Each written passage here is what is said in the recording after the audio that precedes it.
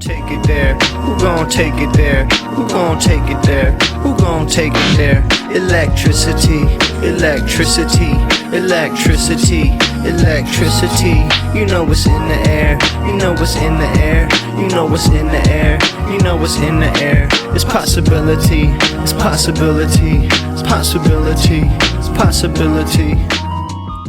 Yeah, so I just wanted to highlight what Senator Bernie Sanders had to say about the LA protests.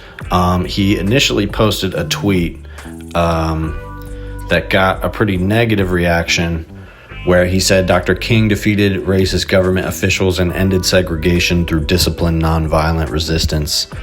Defeating Trumpism, oligarchy, and authoritarianism requires that same level of discipline.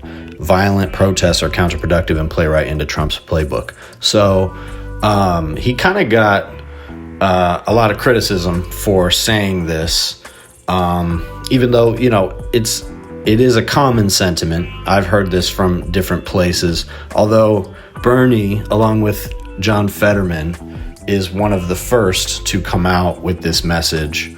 And that's an interesting move. I'm not really sure why Bernie decided to do that. Fetterman, it makes more sense, but I think maybe he felt the need to get ahead of it or something. I don't know. It seems like the wrong message. And people pointed out, like Hassan, that, you know, Bernie's been arrested. There's photos of Bernie being arrested by the police at protests.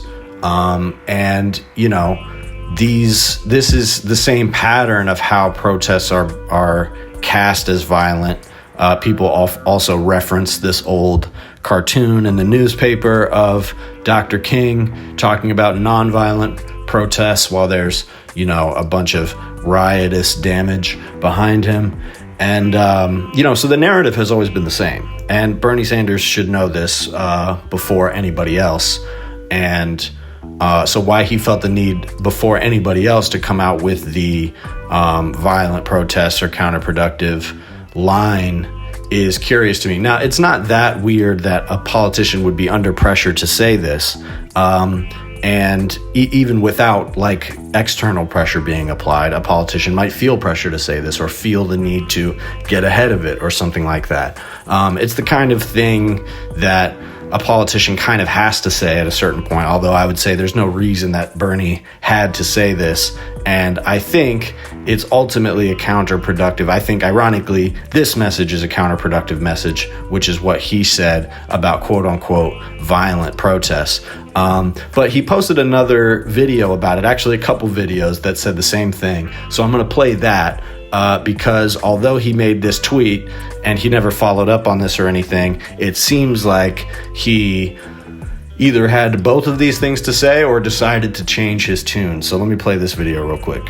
I want to take a moment to address what's going on in Los Angeles right now. Let's be clear. Trump's deployment of the National Guard and Marines in California is not about the protests. It is not about ICE. And it's really not about immigration. It's about using extremely dubious legal authority to expand his never-ending grasp for more power and his effort to move this country toward authoritarianism. This is a president, as you all know, who has usurped the constitutional responsibilities of Congress. He has threatened to impeach judges who rule against his policies. He has and is suing media for coverage that criticizes him. He has extorted money from law firms that have represented his opponents, and he is withholding funds from universities for teaching courses he doesn't like. In terms of what's happening in Los Angeles, let us understand that in our federalist form of government, local, state, federal, it is the governor of a state who deploys the National Guard, not the president of the United States. Trump's argument for his deployment of the troops is absurd and laughable. Does anyone really believe that we are in the midst of a foreign invasion or a rebellion against the United States? That, believe it or not, is his legal argument. Let's take stock of what Trump has done here. He has conducted massive illegal raids. he has provoked a counter response, and then he has called in the troops. That is how an authoritarian rules. In this unprecedented moment in modern American history, it is imperative that all of us, no matter what our political views may be, stand together against the president who has little respect for the rule of law or our Constitution. The future of American democracy is at stake. Thank you very much. Yeah, so that's a much better message, I think, a better read of the room, if you will. And again, I'm not sure if this is a pivot or maybe he planned to say both of these things. It's possible that he only issued the other statement to sort of cover his ass, because then pivoting to this, where he is turning the attention towards Trump and what Trump is doing. And by the way, this is the same thing that Gavin Newsom is doing. Gavin Newsom put out, he did a speech on Tuesday talking about how essentially the Trump administration is escalating by sending all these National Guards and certainly by sending Marines, supposedly. First of all, a lot of these guys don't have anything to do. They don't have anywhere to go. They don't have anywhere to sleep. And because of the Third Amendment, people don't have to quarter soldiers. This was an issue back in Black Lives Matter as well in 2020 for the same reason. Troops were being deployed, National Guard was being deployed, and hotels didn't have to put them up. And so the same is the case now. So you have, all these National Guard soldiers with no post orders. And the ones that are there are essentially there to just sort of create a presence of intimidation. And it doesn't seem like so far the soldiers that have been deployed are on the streets actively agitating, although that will probably change. And Trump said that he wants to send a more militarized ICE raid unit and basically these raid units to Democratic cities all across the country.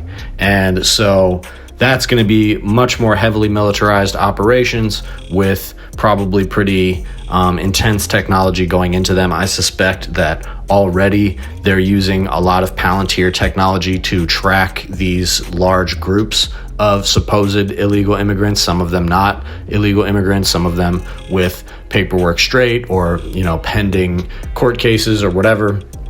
But I think they are using aggregator technologies like what Palantir offers to essentially find clusters of people and go after that. And I think that is why the ICE raids have become more alarmingly targeted in such a way that people are noticing. They're noticing that they are targeting places like Home Depot and warehouses where people are working. In some cases in a sloppy fashion, right? Like just go to the Home Depot and pick up whoever's there looking for work. Or, I think something more sophisticated where they're tracking people based on documentation that they do have, which all of that has been being organized by Palantir and, different companies like that since Trump really got elected and got into office. So it only makes sense that that technology is starting to be rolled out now. And so we are quickly in this Trump administration seeing not only the militarization of our streets through immigration raids, but you're seeing some pushback, and we are seeing the early stages of how Trump and his administration will respond to that. So that, I believe, is the real reason that the initial message that Bernie Sanders put out, and the same message that I've heard from multiple different sources, some people in the comments or, elsewhere, just on social media. It's a common sentiment that protesters shouldn't be agitating and they shouldn't be creating images of violence or whatever. However, I think it's very important, given that Trump was planning to do this militarization of these streets anyway, I think it's important for the pushback to that to show up. And while I do think that it's important to come up with strategies for peaceful protesting that are effective, I think the effective part is the part that gets lost too often in the organization process. And what I've learned, having experienced multiple different cycles of protest, pretty up close, both online, paying attention to the discourse, and also on the ground. And to me, what I notice is that these big flashpoints happen when there is a community that is directly under threat, or directly being targeted somehow. And there's an enormous amount of anger and frustration that sort of bursts from, an image that a lot of people are being exposed to, like the George Floyd murder, or something in the community that gets a lot of people's attention, like ICE raids. And that flashpoint, that burst of anger, essentially, it turns into protests. In some cases, those protests can be destructive because there's a lot of people, both who get involved in the protests and on a broader societal sense that are just watching it happen, that very deeply feel and understand the need for change to be forced upon those in power. And so you see these sometimes destructive bursts of energy that spark large-scale protest movements. And the reality to me is you don't have those large-scale protest movements without the extremely angry and chaotic bursts of energy. And especially when it comes to the militarization of the streets in a way that they have not been militarized before. And as Gavin Newsom pointed out, ICE vans showing up, unmarked vans showing up in school parking lots. They're stalking kids at school. They're pulling kids out of school and claiming they have the permission of their parents. Hospitals. They're going after anybody they can. Communities of people that work, and in many cases, people that pay taxes. And so the community response to that is obviously going to be anger. And in many cases, the only reason that people actually start talking about this stuff is because of the destruction, is because of the gnarly images that come out of it, like burning Waymos or burning a police precinct.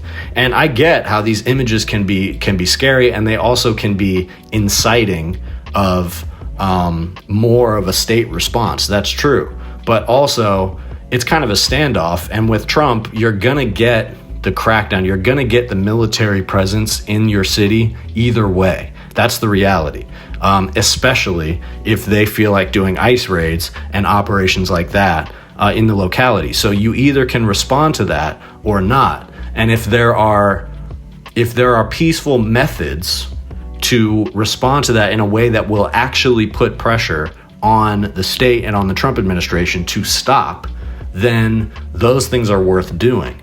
But from my perspective, I don't see any tactics that put more pressure on the Trump administration to stop what they're doing, or to just actively slow down what they're doing, whether they like it or not, than disruptive protests. And I think to a certain extent, for these protests to be effective, they have to be disruptive. It's a crucial part of what a protest is.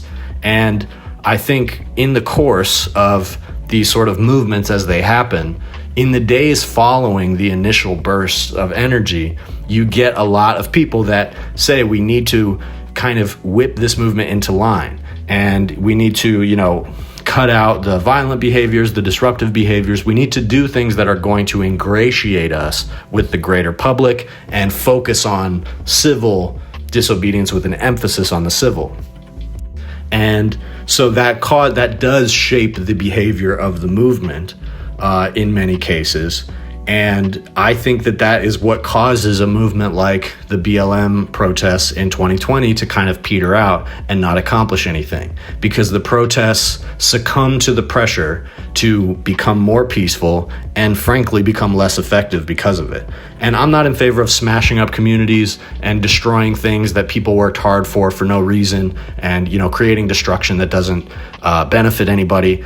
I don't think that that's effective, other than the fact that it does call attention to something. There's no doubt that it changes the narrative. And it's not good that destructive protesters are at the center of the narrative, or whatever Mexican flags waving around is a thing that I've seen discourse about.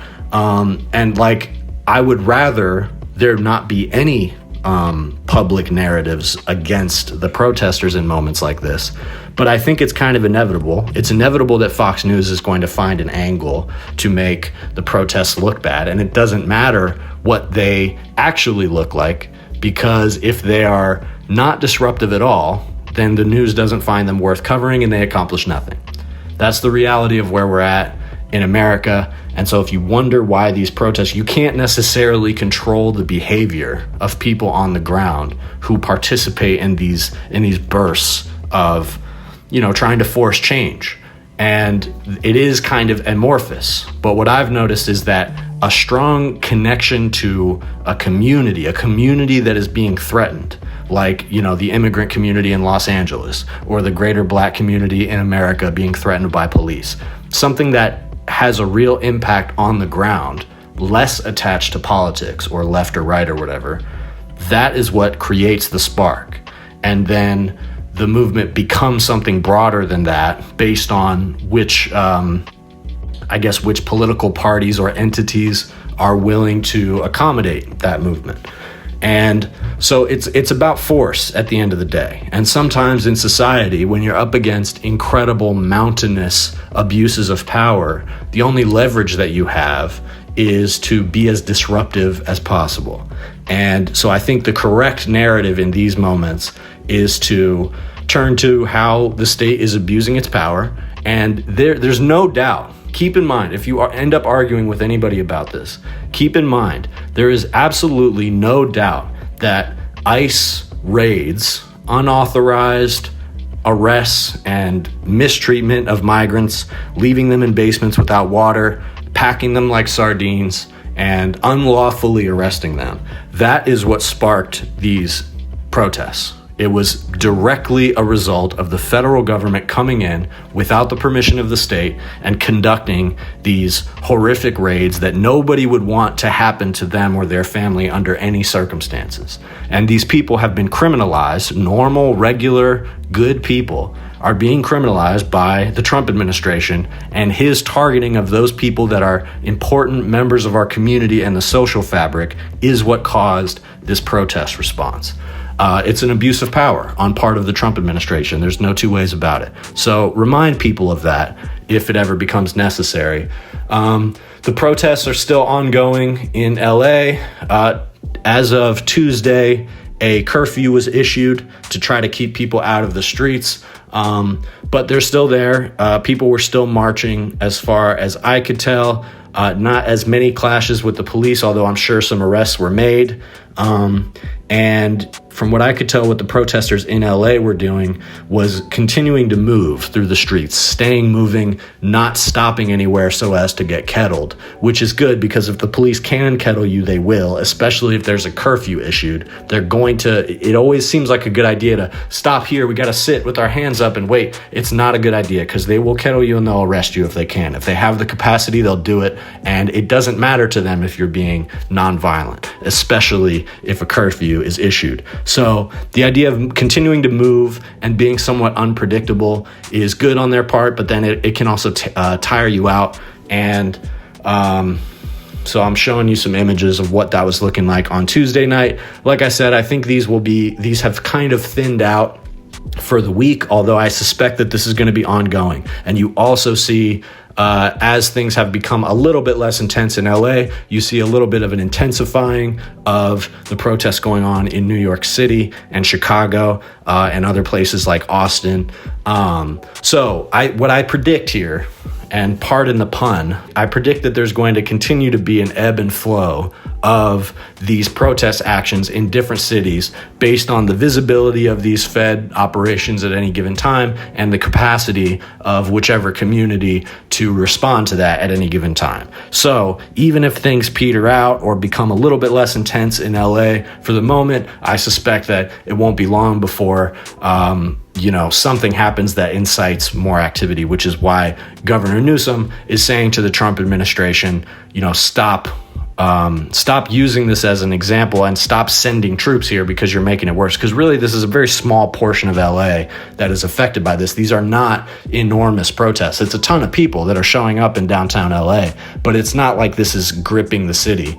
And it's purely a power grab by Trump to deploy the military in the way he has. So, like I said, I think this is going to be ongoing, but don't be discouraged if it sort of thins out or slows in a certain spot, because these, immigration operations are going to be ongoing. Trump is going to continue agitating in that way. And we are seeing that even 5 months into an administration with, a regularly normal economy, it doesn't feel great, but it's not as bad as it was during COVID, and yet we're still seeing a pretty rapid response to the Trump administration's policies. So we'll see what his administration ends up doing, but keep in mind, the more protests that pop up in different places, the less ability they have to respond to it and control the situation. If you like this video, please like and subscribe, and if you really want to support, consider becoming a member. That's the best way to support this channel. I'm posting different kinds of stuff there, like podcasts that don't make it to the main channel, book reviews, movie reviews. I'm reading Catcher in the Rye right now. I'm probably going to review that on there. Also posting music early. I've got a couple EPs out that were available first for members only. Right now, there's a couple tracks on there. There's a freestyle by me and my buddies Wrecked and Psych, and there is a song, a remix of a Billy Woods track. So if you want access to all that, different podcasts and other stuff, become a member. And if there's other kinds of content that you'd like to see for members only stuff, then let me know and we'll work some things out.